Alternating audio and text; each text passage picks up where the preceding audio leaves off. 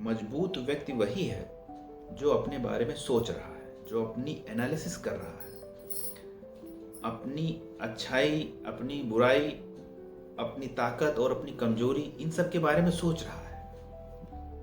90% case ऐसे होते हैं, 90% लोग ऐसे होते हैं जो दूसरे के बारे में सोचते हैं, दूसरे की अच्छाइयों के बारे में सोचते हैं या दूसरे की बुराइयों के बारे में सोचते हैं। ज़्यादातर लोग तो दूसरे की बुराइयों के बारे में ही सोचते हैं। मतलब 90% लोग ऐसे हैं जो दूसरे के बारे में अपनी ओपिनियन रखते हैं। केवल 10% या उससे कम लोग ही हैं जो अपने बारे में कोई ओपिनियन रखते हैं, अपने बारे में कुछ सोचते हैं, उन्होंने क्या किया है या क्या आगे करेंगे इसके बारे में सोचते हैं। ये 10% लोग ही मजबूत लोग हैं। इन्हीं को मजबूत कहा जाता है क्योंकि ये अपने बारे में सोच रहे हैं। इन्हीं को समाज भी मजबूत कहता है। ये कितनी भी कमजोर स्थिति में क्यों ना हो, ये कितने भी देखने में कितने भी गरीब क्यों ना हो, लेकिन ये आगे चल के मजबूत स्थिति में पहुंचते हैं और इन्हीं का उदाहरण देते हैं लोग। इन्हीं को रोल मॉडल माना जाता है, इन्हीं को आदर्श माना जाता है क्योंकि ये मजबूत होते हैं।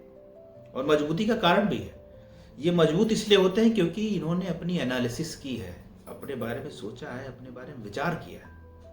एक सीधी सीधी बात है भाई, अपने बारे में सोचोगे, अपने बारे में विचार करोगे, देखोगे कि तुम जो कर रहे हो सही है या गलत है, तभी तो तुम जान पाओगे कि तुम कोई काम कर सकते हो या नहीं कर सकते हो, किसी काम को तुमने सही किया है या किसी काम को आपने गलत किया है, आपके विचार सही हैं या गलत हैं। ये सब तभी जान पाओगे जब अपने बारे में सोचोगे। सीधी सी बात है। और जब तुम सोचोगे, सही और गलत जान लोगे, तब उसको सही करोगे। जो चीज आपकी कमजोरी है उसको हटाओगे और जो मजबूती है, जो आपका स्ट्रेंथ है, उसको अडॉप्ट करोगे। तो धीरे धीरे आप, जाहिर सी बात है, मजबूत स्थिति में पहुंचोगे ही पहुंचोगे। कितना भी ताकतवर व्यक्ति क्यों ना हो, कितनी भी मजबूत स्थिति में क्यों ना हो, और कितने भी लोग उसकी बड़ाई करने वाले क्यों ना हो, कितनी भी जय जयकार हो रही हो, अगर वो व्यक्ति अपनी एनालिसिस नहीं कर रहा है, अगर वो व्यक्ति अपने विचारों को नहीं देख रहा है, उनमें उसकी समीक्षा नहीं कर रहा है, एनालिसिस नहीं कर रहा है, अपने कामों को नहीं देख रहा है, अब ये पक्की बात है कि आने वाले समय में उसका समय सही नहीं है। आने वाले समय में उसकी स्थिति मजबूत नहीं है। बहुत सारे लोग ऐसे हैं जो आपके बारे में सोचते हैं, बहुत सारे लोग, और बहुत सारे लोग ऐसे हैं जो आपके बारे में गलत सोचते हैं, जो आपको उल्टा सीधा बोल रहे हैं, जो आपको रोक रहे हैं, जो आपको कदम कदम पर रोकने की कोशिश कर रहे हैं। इन सब लोगों का जो ये काम है, ये कहीं ना कहीं आपको मजबूत करता है। आप ये जान लेते हैं कि मेरी स्ट्रेंथ कितनी है, कहाँ से मैं सॉल्यूशंस निकाल सकता हूँ, कहाँ से मैं चीज़ों को सॉर्ट आउट कर सकता हूँ। ये सब आप जानने लगते हैं, आपको पता लगने लगता है।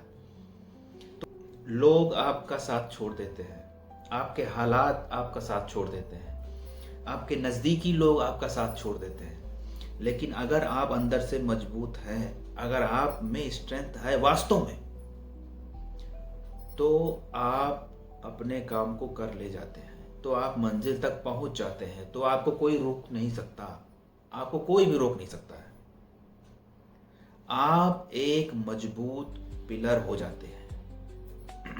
इसलिए अंदर से मजबूत बनना, अंदर से स्ट्रांग होना, मन बना लेना, ये सब बहुत जरूरी होता है। एक ऐसा व्यक्ति जो गंदे से गंदे एटमॉस्फेयर में पला बढ़ा है, ऐसा एटमॉस्फेयर जिसमें उसे प्रताड़ना ही झेलनी पड़ी है, ऐसा व्यक्ति ज़्यादा सफ़र करता है, ज़्यादा स्ट्रगल करता है। और ख़ास बात यह है कि वो स्ट्रगल करके जब बाहर आता है, बाहर की दुनिया में कदम रखता है, तो फिर उसको कोई स्ट्रगल नहीं करवा सकता, उसको कोई सफ़र नहीं करवा सकता है, क्योंकि उसमें रेजिस्टेंस आ गया है। वो मजबूत बन चुका है, उसकी स्ट्रेंथ कितनी है ये वो जान चुका है। उन हालातों ने उसको अपनी स्ट्रेंथ से आइडेंटिफाई करवा दिया है। तो ये चीज़ दिखाती है कि बिल्कुल सीधी बात है कि हालात, मुसीबत और ऐसे लोग जो गंदी मानसिकता के हैं, जो आपको नेगेटिवली आपके साथ बर्ताव कर रहे हैं, ऐसे लोग आपको मजबूत करते हैं। ऐसे लोग आपको तेजी से मंजिल की तरफ धकेलते हैं, आप और तेजी से मंजिल की तरफ बढ़ने लगते हैं।